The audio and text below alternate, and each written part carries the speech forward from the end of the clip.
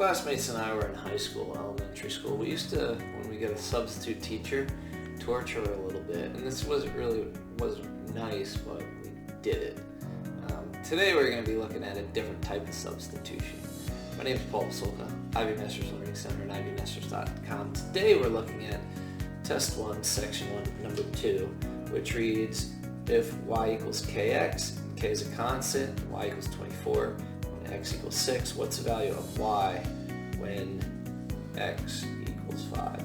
So sometimes students get confused when they see the word constant, so what's the difference between a variable and a constant? To explain that, if we looked at y equals mx plus b, y and x we would say are variables. Why would we say they're variables? Because variables, like if something varies, it changes.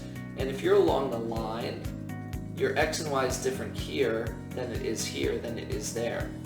So at different points along the line, your x and y vary.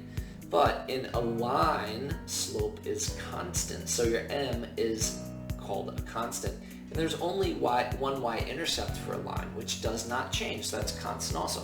So m and b are called constants, x and y are called variables.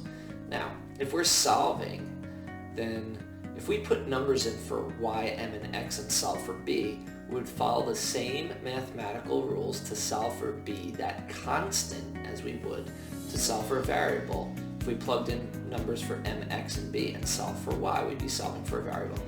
But the math, the algebra, same rules. So please do not get intimidated if it says constant. Just solve it like you would ever solve anything else. So what have we here? Well, it says y equals kx. It says y is 24, so y equals kx. In place of y, I put 24. Equals k, and then it says that x is 6.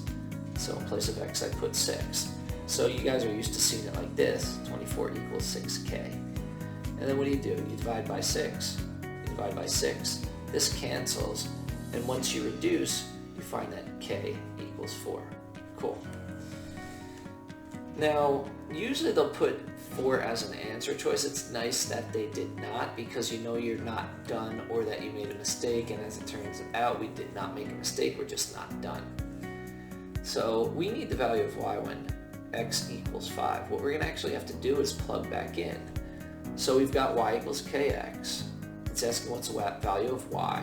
That's unknown, so I'm just going to put y equals.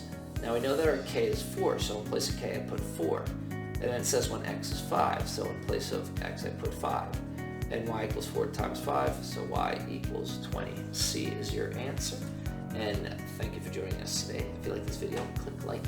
You can share it with someone who has difficulty with this type of a substitution problem. We got to substitute twice here. If there's any question you'd like to see answered from any official PSAT or SAT or ACT, leave that in the comments and we have to shoot a video on it. And click subscribe so you don't miss anything. Have a great day.